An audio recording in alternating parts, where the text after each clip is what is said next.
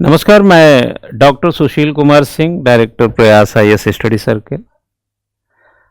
हमारे पीछे जो बोर्ड में आप देख रहे होंगे, लेखन कला और विज्ञान दोनों है। और एक अच्छा उत्तर लेखन या एक अच्छा उत्तर वह होता है जो प्रश्न को संबोधित करे। आज मेरी दिल्ली से ही एक शिक्षक से बात हो रही थी, तो बातों बातों में उन्होंने कहा कि सर, विद्यार्थी को लिखने के लिए ऐसा क्या ज़रूरी उपाय करना चाहिए जिससे वो लिख सके। तो मैंने बड़े सहज ढंग से, रफली अंदाज में, जैसे कि अनौपचारिक बातचीत के दौरान ये बात आई थी, हमने कहा विद्यार्थी के पास शब्द होने चाहिए। अब सवाल उठता है कि शब्द कहाँ से आएंगे। शब्द साहित्य से आते हैं और साथ ही साथ श्रोता होने से बनते हैं। लेक्चर जब दिया जाता है कक्षा में, तो आप एक श्रोता के रूप में होते हैं। ज़रूरत है तो कुछ बोल भी सकते हैं, लेकिन जब मैगज़ीन पढ़ते हैं, न्यूज़पेपर पढ़ते हैं, या कहीं चाय की दुकान पे कोई चर्चा कर रहा है सुनते हैं, तब भी श्रोता रहते हैं, कहीं कहीं वक्ता भी रहते हैं। तो ये तमाम जो स्थान होते हैं, मैगज़ीन, न्यूज़पेपर, क्लास, सेमिनार, ये सभी शब्द को संग्रह करने के स्थान होते हैं। अगर आप ये सोचते हैं कि शब्दों के संग्रह के बगैर वाक्यों का निर्माण और बेहतरीन उत्तर लेखन की कला से दक्ष हो जाएंगे, तो यह एक खूबसूरत गलतफहमी है। इसलिए अक्सर देखे होंगे कि जो प्रतियोगिता के ऑब्जेक्टिव परीक्षा के चलन वाले प्रतियोगी होते हैं, वह उत्तर लेखन में ज़्यादा हद तक किताबी होते हैं, क्योंकि उनके शब्द जो है रटे हुए होते हैं और खुद के नियोजन से उतना बेहतर तरीके से एग्जीक्यूट नहीं होते या निर्माण नहीं कर पाते हैं। सिविल सेवा या पीसीएस की परीक्षा में अगर आप इसी फंडामेंटलिज्म पे काम करेंगे तो हो सकता है प्रीलिम्स निकल जाए, लेकिन मेंस नहीं निकलता है। ये मैं अपने 23 बरस के पढ़ाने के अनुभव और उसके पहले एक दशक पढ़ने के अनुभव के आधार पे कह रहा हूँ कि लिखने पढ़ने की पूरी कवायद के बाद मैं आपको बड़े मन से और बड़ी ईमानदारी से और पूरी सत्यता से कह रहा हूँ कि अगर आप सिर्फ पढ़ते हैं और शब्दों का संग्रह में कमज़ोर हैं और हर तरीके से उसका फैक्ट की तरफ हैं, कंसेप्ट थोड़े कम हैं, एप्लीकेशन में नहीं जा पाते, या सघन विश्लेषण करने की दक्षता से थोड़े से अनभिज्ञ हैं, तो लिखेंगे लेकिन थोड़ी देर के बाद हताश हो जाएंगे। आज हमने इन्हीं बातों को ध्यान में रख करके कुछ कसौटी पर आपको कसने का एक प्रयास है। अब अपना भी अंदाज़ा लगाइएगा कि आप कहाँ पर हैं। बाकी मेरा काम तो पढ़ाना लिखाना है, फ़ायदा आप कितना ले सकते हैं ये फ़ायदा लेने वाले पर निर्भर है। दो टूक यह है कि सिविल सेवा में पीसीएस मुख्य परीक्षा विश्लेषणात्मक में विचारशील अवधारणा से युक्त होती है। किताबों से ही हम विचारधारा को भी मजबूत करते हैं और किताबों से ही तथ्यों को भी मजबूत करते हैं। तो आप कौन सा चीज़ मजबूत कर रहे थे? जैसे ठेले पर टमाटर भी था, आलू भी था, जिसकी जो ज़रूरत थी वो ले गया। आप अपनी ज़रूरत को सही से आइडेंटिफाई करें। माना टमाटर की भी ज़रूरत है, आलू लेके वापस आ गए, तो फिर बाज़ार जाने का जो आना जाना, उसके लिए समय निवेश करना, एक मतलब एक्स्ट्रा आप समझिएगा। ऐसे ही कंपटीशन में बहुत सारी चीज़ें एक्स्ट्रा हो जाती हैं, जिसको कहते हैं कि हम काफ़ी बरस से लगे हुए हैं। इसके अंतर्गत विषय का आत्मसात कर मुख्य परीक्षा को कहीं अधिक भारयुक्त बनाने की कला विकसित करनी होती है। और ऐसी लेखन के माध्यम से देखेंगे तो समुचित उत्तर तभी बन पाता है बेसिकली जब आप में उसमें एक ठोस पैरामीटर डेवलप कर लेते हैं। अगर ऐसा नहीं हुआ तो अगली लाइन में देखिए कि बहुधा ऐसी कला लेखन के माध्यम से समझो, बहुधा अभ्यर्थी इसके अभाव बेहतर अवसर गंवा देते हैं। ज़्यादातर मैं इसलिए बोल रहा हूँ कि सिविल सर्विसेज में 12 लाख लोग बैठते हैं। 1000 वैकेंसी पे होगा तो 15,000 क्वालिफाई करेंगे। पीसीएस परीक्षा अगर आप दे रहे हैं तो उसी में ले लीजिए 15 गुना उनको भी वैकेंसी के हिसाब से। सिलेक्ट कितने होते हैं? सब तो नहीं सिलेक्ट होंगे, लेकिन आप क्यों नहीं होते हैं? आप इसलिए नहीं होते हैं क्योंकि आपके पास जो अवसर था वो बेहतर लिखने का था। शब्दों का अभाव, वाक्य विन्यास का घटाव, कंसेप्ट एप्लीकेशन और इंटेंसिव एनालिसिस तक पहुंच न बना पाना और शब्दों को निब पर ला के खड़ा करना और उनको कॉपियों में मतलब समुचित तरीके से उतार देने की कला अगर नहीं है तो पढ़ने में कोई दुविधा नहीं, नॉलेज में भी कोई दुविधा नहीं है। मतलब वही चीज़ है कि हवाई जहाज़ में हम हमेशा उड़ सकते हैं लेकिन पायलट नहीं बन सकते, कार में चल सकते हैं, बस में चल सकते हैं, ड्राइवर नहीं बन सकते। ड्राइवर बनने के लिए वो ड्राइविंग वाली जो स्किल है उसको समझना पड़ेगा।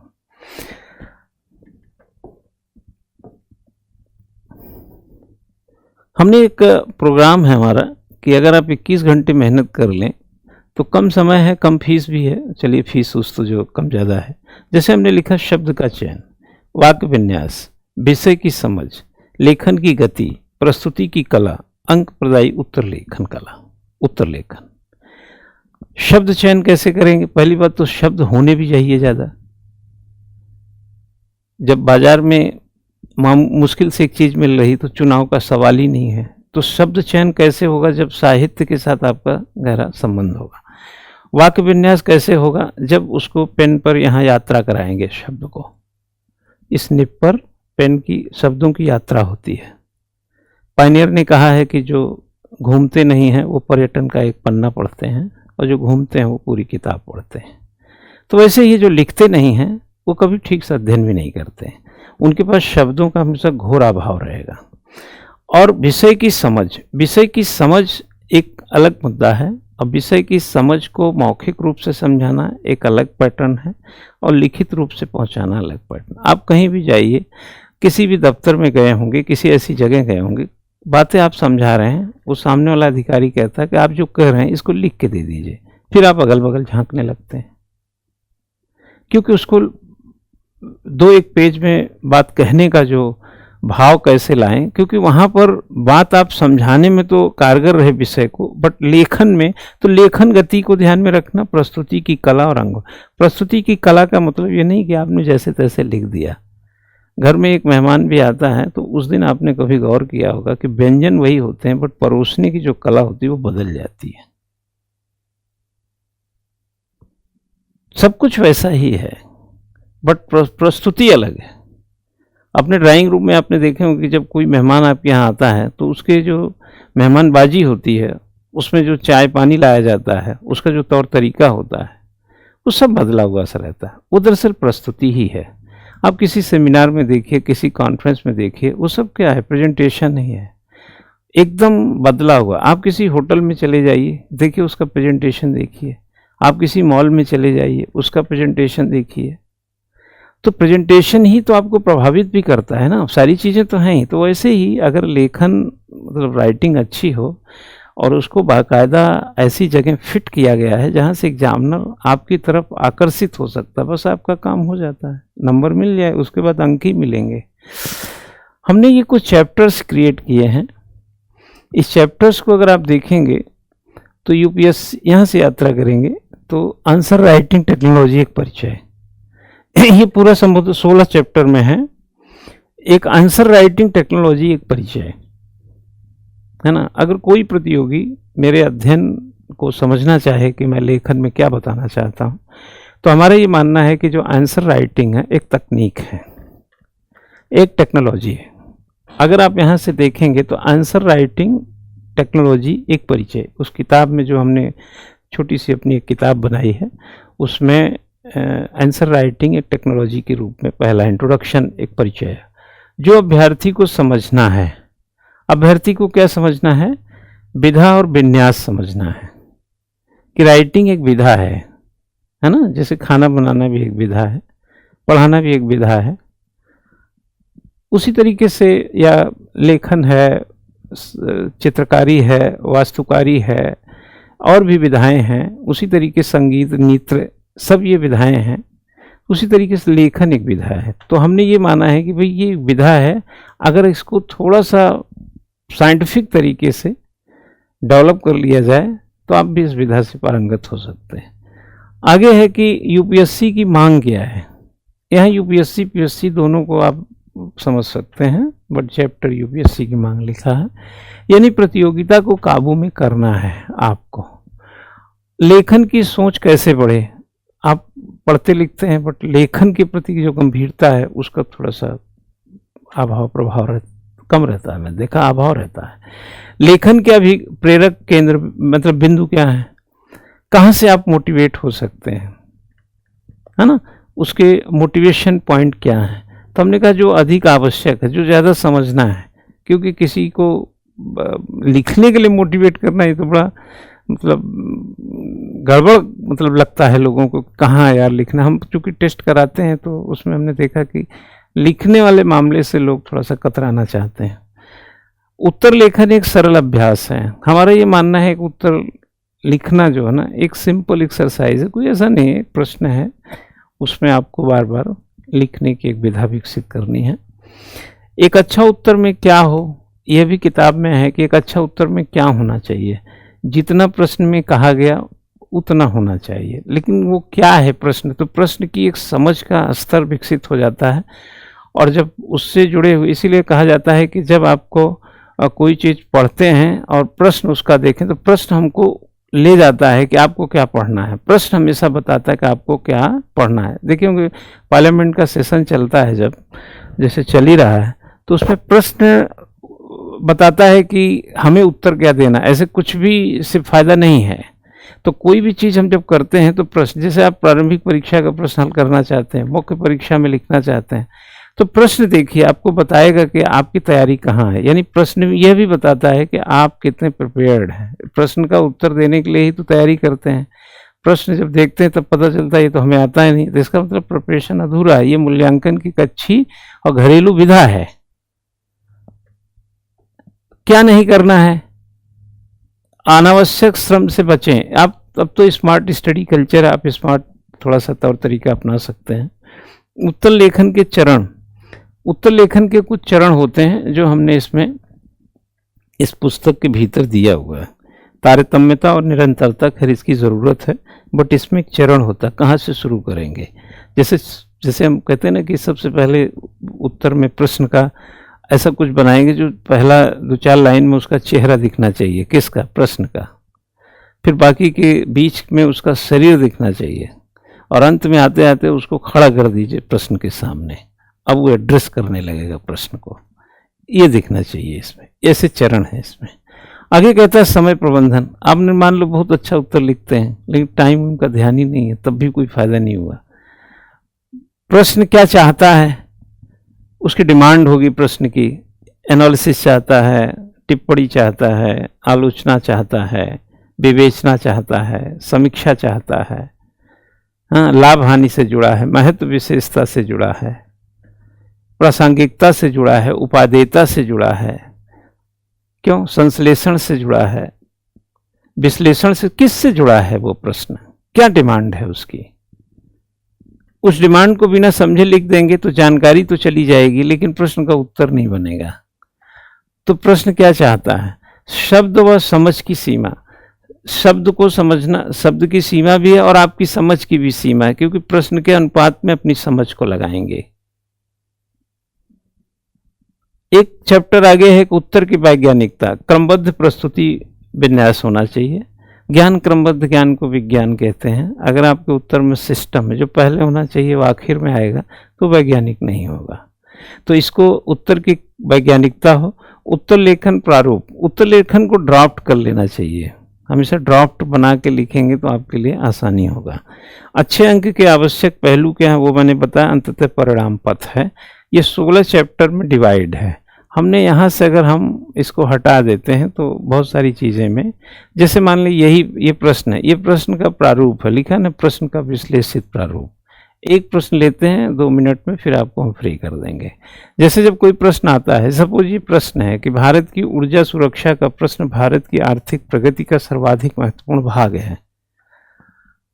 पश्चिम एशियाई देश के समय साथ भारत की ऊर्जा नीति का विश्लेषण कीजिए। हमने कहा था, अब आप अगर देखें प्रश्न क्या मांगता है, प्रश्न मांग रहा है विश्लेषण, और आपने कर दिया समीक्षा, आपने कर दिया विवेचना, आपने कर दिया आलोचना, तो आप तो डिमांड ही नहीं। उसने कहा कि मुझे एक थोड़ा सा कोई चीज़, एक गिलास पानी दो, तुम उसको एक बाल्टी पानी दे रहे हो, तुम उसको पानी की वजह कोल्ड ड्रिंक दे रहे हो, कॉफ़ी दे रहे हो, तो डिमांड ही नहीं हुआ है। डिमांड को समझिए, उससे भी महंगी चीज़ देने का कोई फायदा नहीं है। डिमांड और सप्लाई में संतुलन होना चाहिए। डिमांड क्या है? विश्लेषण। अब देखो, विश्लेषण कीजिए, आपका डिमांड में क्या है? विश्लेषण। प्रारूप में उत्तर का एक प्रारूप बनाइए। विश्लेषण में क्या किया? यहां विश्लेषण का तात्पर्य मूल्यांकन करने से है। विषय वस्तु के संदर्भ को उजागर करें। अब इसके संदर्भ को थोड़ा सा खोलिए, उजागर कीजिए। दोनों देशों के आपसी सहयोग का नीतिगत विश्लेषण करो, निष्कर्ष निकालें। ये पूरा विश्लेषण के पक्ष में ये सारी दक्षता आनी चाहिए। अब विश्लेषण का मतलब ये है कि ये जो लिखा है ये उत्तर में दिखना चाहिए। अगर टिप्पणी होता तो कुछ और करते हैं हम इसमें। अब हमने इसका दूसरा प्रारूप क्या लिया? भाग एवं उपभाग। अभी देखना है कि प्रश्न अकेले है, एक भाग में कई उपभाग के साथ है। तो हमने देखा कि इसमें दो भाग हैं। एक भाग क्या है? भारत की ऊर्जा सुरक्षा का प्रश्न भारत की आर्थिक प्रगति का सर्वाधिक महत्वपूर्ण भाग है। भारत की ऊर्जा सुरक्षा का जो प्रश्न है वह भारत की आर्थिक प्रगति का महत्वपूर्ण पक्ष है। इसका विश्लेषण एक तो करेंगे। और दूसरा कहता है कि पश्चिम एशियाई देशों के साथ भारत की ऊर्जा नीति का विश्लेषण कीजिए। तो दूसरा भाग है पश्चिम एशियाई देशों के भारत ऊर्जा नीति के सहयोग पर हम ये विश्लेषण करें। हमको दो विश्लेषण करने हैं, ये बता रहा है इस प्रश्न के हिसाब से। फिर हम आएंगे कि प्रस्तुत कैसे करेंगे। भाई ये तो आपके नॉलेज का मुद्दा है, ये तो आप पढ़े हैं तभी लिख पाएंगे। प्रारूप भी पढ़े लिखे के बाद ही बन पाता है, क्योंकि उसको समझना थोड़ा सा कसौटी पे कसना वो सारा अध्ययन पर ही टिका है। अगर प्रस्तुति का प्रारूप देखें कि प्रस्तुति कैसे करेंगे, तो प्रस्तुति में बिंदुवार और पैरा दोनों में सही रहेगा। आप चाहे तो पैरा में भी लिख दें और चाहे तो बिंदुवार लिख दें। और निष्कर्ष में संक्षिप्त निष्कर्ष अपेक्षित, क्योंकि आपने यहाँ लिखा है कि आपसी सहयोग का नीतिगत विश्लेषण और निष्कर्ष निकालें। जब कोई निष्कर्ष निकालेंगे तो यहाँ निष्कर्ष दीजिए। अगर टिप्पणी यहाँ पर होती, टिप्पणी कीजिए, तो यहाँ पर लिखा जाता निष्कर्ष अपेक्षित नहीं है, वहाँ निष्कर्ष देने की जरूरत नहीं। अब हमने इस प्रश्न का एक मतलब मोटा मोटा एक प्रारूप बनाया। अब हमारे दिमाग में ये डायग्राम है कि हम इसी के अकॉर्डिंग उत्तर लिखेंगे। तो हम जैसे ही आगे बढ़े, उत्तर के हमने कुछ संकेतक आपको दिमाग में शुरू में बनाने पड़ेंगे कि हम अपने उत्तर में क्या डालेंगे। तो आपने कुछ इंडिकेट्स किए कि ऊर्जा का सामान्य अर्थ बताएंगे। क्या होता है ऊर्जा?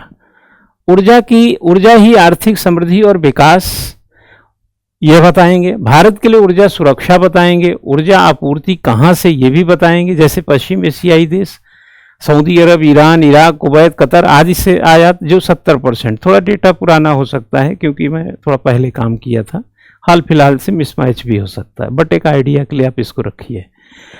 इस दिशा में प्रयास, जैसे यात्रा क्या कर सकते हैं, दूसरा इंडिकेशन ले लिए यात्रा। इन देशों में जाके यात्रा करें, संबंध ठीक रहेंगे। द्विपक्षीय समझौते, बायलैटरल जो हम एग्रीमेंट टीटी करते हैं, सांस्कृतिक, कूटनीतिक आदि जो भी रास्ता अपना सकते हैं आप कर सकते हैं इसको। उसके बाद संभावनाएं, जैसे अपनी ऊर्जा, संभावना क्या है, हम वहीं क्यों रहें, अपनी कुछ तलाश कर सकते हैं। निष्कर्ष क्या, ऊर्जा जरूरतों को पूरा करने के लिए स्वदेशी उत्पादन के साथ विदेशी संबंध की मजबूती। अब ये हमने एक उत्तर के इंडिकेटर डेवलप कर लिए, ये हमारे उत्तर में दिखने चाहिए। अब हमने एक मॉडल उत्तर बनाया, ये उत्तर हमने यहाँ पे लिखा और ये उत्तर यहाँ लिखते लिखते सारी चीजें आ गई यहाँ पर लिखते लिखते। अब देखिए, जैसे अब आपको बड़ा ताज्जुब लगेगा, यहाँ से आपने एक पैरा लिखा, फिर आप यहाँ दूसरा पैरा शुरू किया, फिर यहाँ बिंदुवार कुछ लिखा, यहाँ पर आया। उत्तर कितने शब्द का है? 250 शब्द का।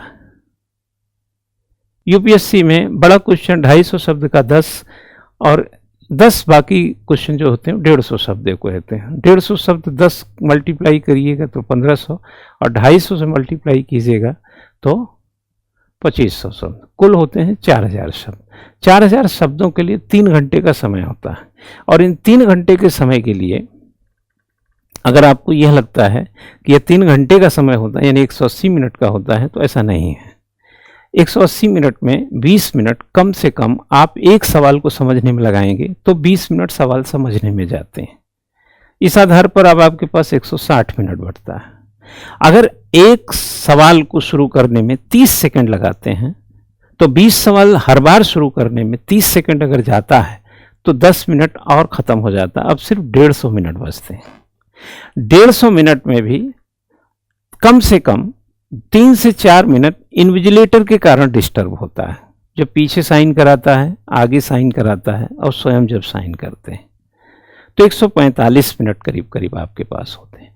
अगर उसी बीच में अगर एक आध बार एडमिट कार्ड उड़ गया, गिर गया, पेन गिर गई, उसको भी उठाया, थोड़ा सा मिसमैचिंग हो गया, तब भी चलो मैं मान लेता हूं कि 145 मिनट्स 145 मिनट्स को 4000 से आप डिवाइड करके देखिए। 4000 में डिवाइड करिए 4000 उसको 145 से।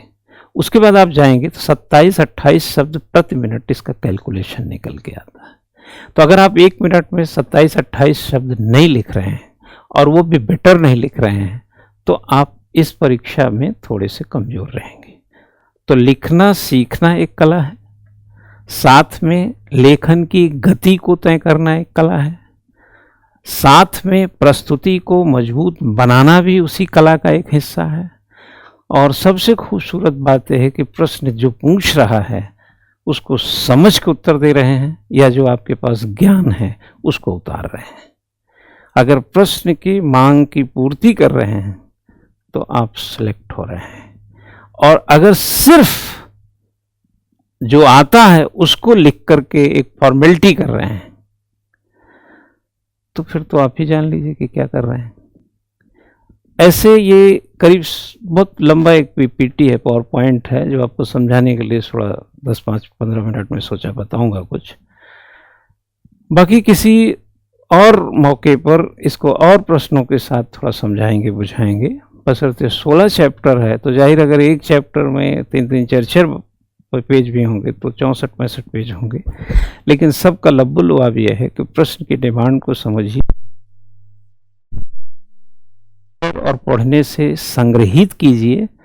रोजाना 2 पेज लिखने का अभ्यास कीजिए ताकि आपका लेखन क्षमता का विकास हो, और फिर धीरे धीरे स्पीड और प्रश्न की डिमांड के साथ उसका अनुकूलन स्थापित करके आप भी सिविल सेवा और पीसीएस मुख्य परीक्षा में एक बेहतर उत्तर लेखन की कला से युक्त भी हो सकते हैं, दक्ष भी हो सकते हैं, और एक बेहतरीन लेखन की शैली से स्वयं को जोड़ सकते हैं, जो आपकी सफलता के लिए निहायत ही ज़रूरी है।